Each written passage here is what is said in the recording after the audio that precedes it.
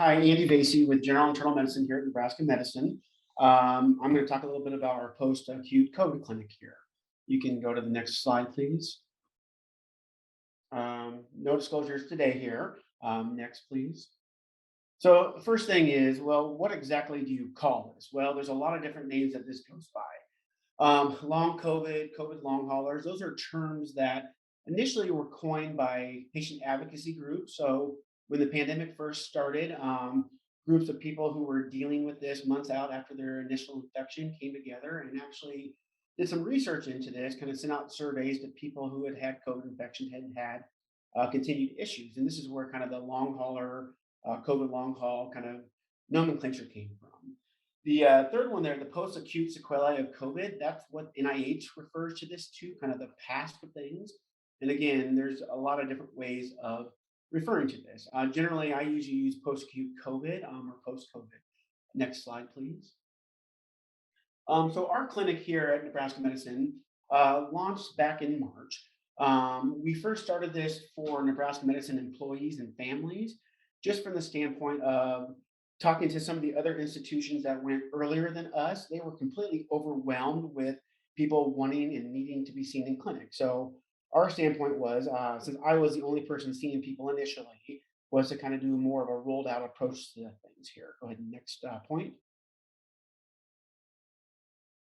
Actually, you can hit next as well.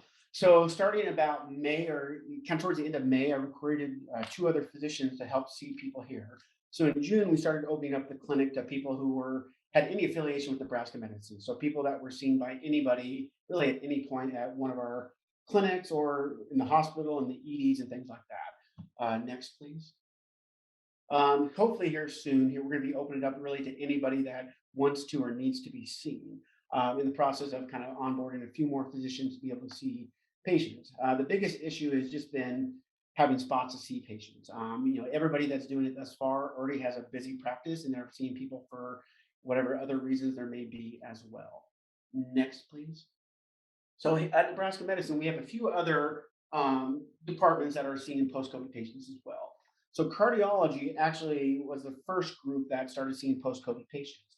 So well over a year ago, they started seeing people, a lot of the return to play, kind of the younger, the athletes and things like that. So they started seeing people from that standpoint, with concern for myocarditis and about safely returning to sports.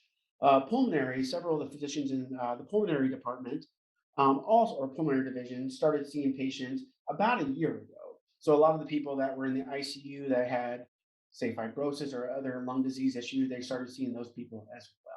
Next slide, please. The question is, well, why does post-acute COVID, why does COVID long haul happen? Well, the answer is we really don't know yet.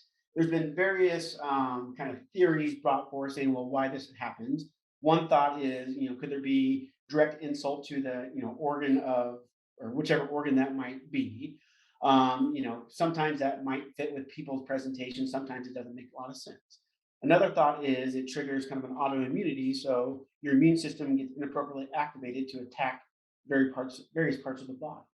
Kind of a third kind of thought is this kind of prolonged viremia. So people have pockets of COVID, or COVID goes dormant and reactivates itself, kind of similar to, say, shingles or things like that. Kind of one of the other kind of thoughts is our mast cells get activated and release a lot of histamine. It can cause a lot of these different types of symptoms that people have post-COVID. So next slide, please.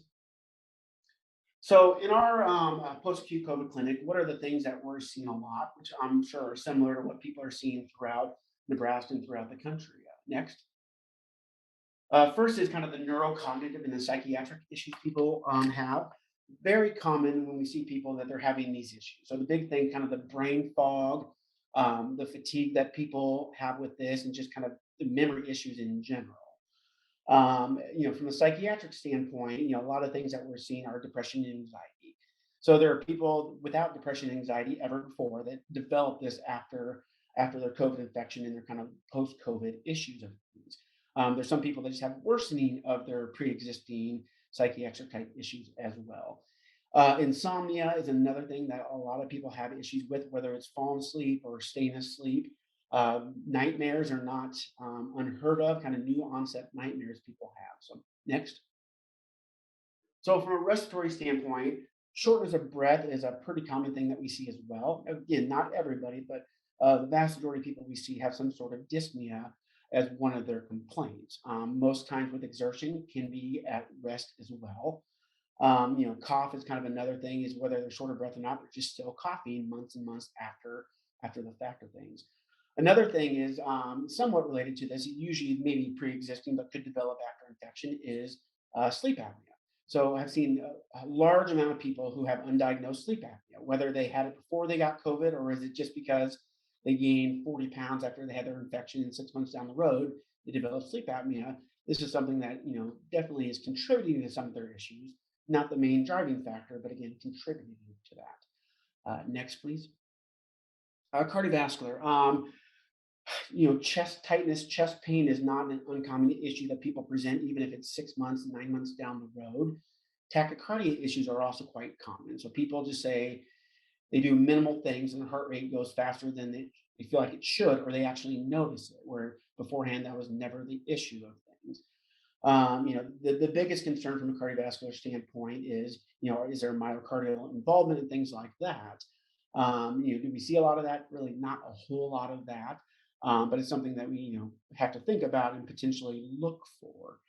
Other kind of things with this is lightheadedness is a pretty common thing, whether that's cardiovascular or other organ system, can be debated.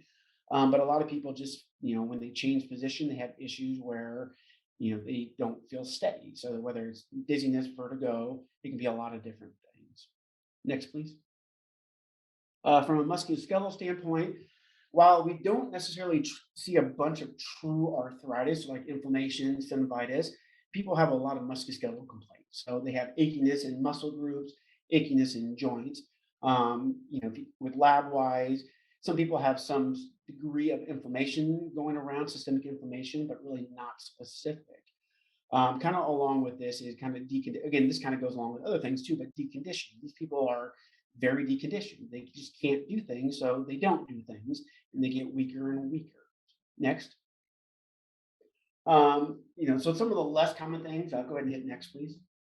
So POTS, so posterior orthostatic tachycardia syndrome. Again, it's kind of a cardiovascular slash neurologic type issue, but we've seen some of this. You look out there in the literature, some people think it's a little more common than what it's thought. But so posterior orthostatic tachycardia syndrome is an issue where a person's heart rate inappropriately goes up more than 30 beats a minute with minimal activity. So if a person stands up after, initially a heart rate increase is okay, but then it's not supposed to stay elevated.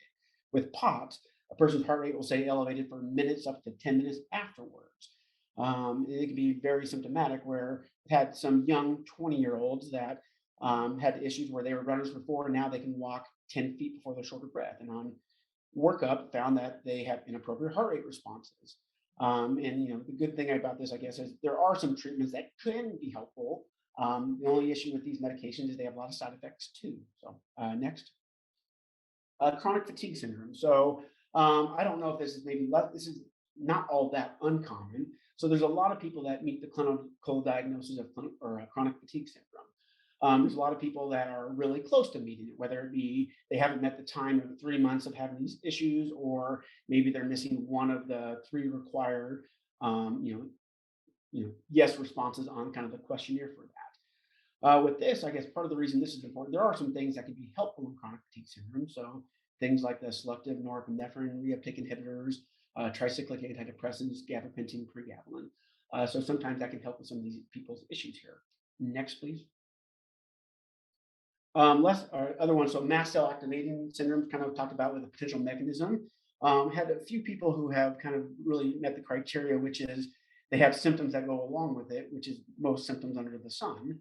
But then they also have elevated tryptase levels and get better with blocking antihistamine and leukotrienes. So we've seen that in some people. Again, with a lot of the mast cell activating syndrome, people have a lot of wax and waning of symptoms. Sometimes they're fine, and something triggers it, then they have kind of flare of whatever their issues are. Next. Derm issues, we see a lot of just different weird rashes, whether they're truly related or not, it's hard to tell. One thing you'll see kind of months after acute COVID infection is kind of just the diffuse hair loss, the telogen effluvium, which is just kind of shifting of your hair follicles to the same kind of resting shedding cycle of things, which people are very concerned about because they can have quite a bit of fair hair loss with that. Next slide, please. Things that we do here. So one of the most common tests that I order are pulmonary function tests, especially for people with respiratory issues. CT scans, plus or minus. Sometimes it's hard to get insurance to cover those unless you have abnormal PFTs, or if you're acutely ill initially with COVID, you had abnormal imaging at that point to get that done. From a cardiovascular standpoint, EKGs, potentially Holter monitors and echoes. From a neurocognitive standpoint, neuropsychiatric testing can be very helpful. They can kind of help better quantitate kind of their memory issues. Plus, they can give them kind of tips and tricks of what they can do to kind of help best support themselves and kind of give themselves more time to kind of help these neurons kind of get back to function normally. The autonomic reflex testing kind of used for POTS, syndrome, can be done. So for the neuropathies that you can see, EMGs, nerve conduction studies. Again, sleep study for sleep apnea, which again, COVID, doesn't necessarily probably cause that. It's probably pre-existing or related to weight gain. And then tryptase for mast cell activating syndrome. So treatments, the hard part is there's really not a treatment per se for post-COVID. We symptomatically treat people. A lot of these symptoms are, based off of autonomic dysfunction. So that's why people can have one symptom or 15 symptoms. It's just the autonomic nervous system isn't functioning correctly. So best things we can do is try to support them, increasing fluid intake, potentially increase salt intake, incremental aerobic activity. And again, sometimes other specific treatments, if they're wheezy or if they have, what looks like asthma on PFTs, you treat them with bronchodilators, potentially inhaled corticosteroids and things like that. So now that is actually, I think, it. Next slide. So referrals. So as I mentioned before, we are almost at the point of opening up the referrals to anybody. If you have patients that need to be seen, they can call this number here, and we have a wait list for people if they haven't been seen inside Nebraska Medicine yet. They can be put on that, and they can get in. So.